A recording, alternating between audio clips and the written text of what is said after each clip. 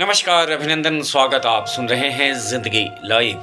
आज 25 दिसंबर भारत के पूर्व प्रधानमंत्री भारत रत्न श्री अटल बिहारी वाजपेयी की 100वीं जन्म जयंती। लीजिए पेश है उनकी चर्चित कविता पहचान। पेड़ के ऊपर चढ़ा आदमी ऊंचा दिखाई देता है, जर में खरा आदमी नीचा दिखाई देता है।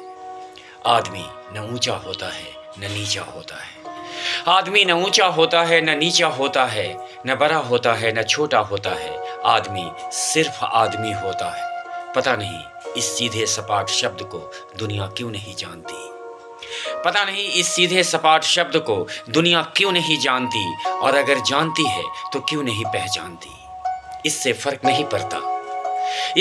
नहीं पड़ता कि आदमी कहाँ खड़ा है, पथ पर या रथ पर, तीर पर या प्राचीर पर। फर्क इससे पड़ता है कि जहां खड़ा है या जहां उसे खड़ा होना पड़ा है, वहां उसका धरातल क्या है। फर्क ये पड़ता है कि जहां वो खड़ा है वहां उसकी धरातल क्या है। हिमालय की चोटी पर पहुंच एवरेस्ट विजय की पताका फहरा।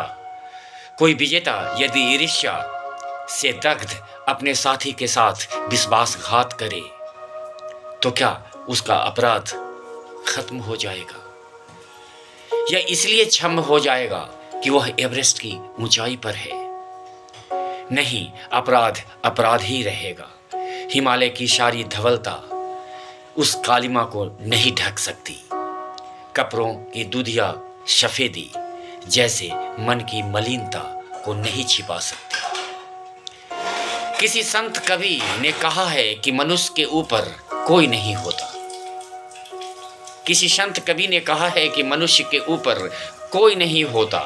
मुझे लगता है कि मनुष्य के ऊपर उसका मन होता है। छोटे मन से कोई बड़ा नहीं होता, छोटे मन से कोई बड़ा नहीं होता, टूटे मन से कोई खरा नहीं होता। इसलिए तो भगवान कृष्ण ने शस्त्रों से सज्ज रथ पर चढ़े कुरुक्षेत्र के मैदान में खरे अर्जुन को गीता सुनानी पड़ी थी। इसलिए तो भगवान कृष्ण को शस्त्रों से सजे रथ पर चढ़े कुरुक्षेत्र के मैदान में खरे अर्जुन को गीता सुनानी पड़ी थी।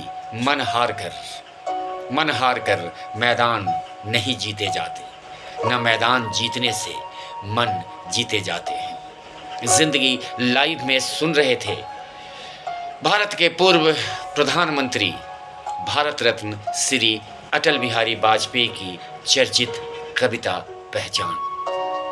आशा है इस कविता के माध्यम से आपको जीवन जीने की ढेर सारी चीज़ों के बारे में जानकारी मिली होगी। अपने दोस्त सुधीर मिश्रा को इजाज़त दीजिए। जय हिंद।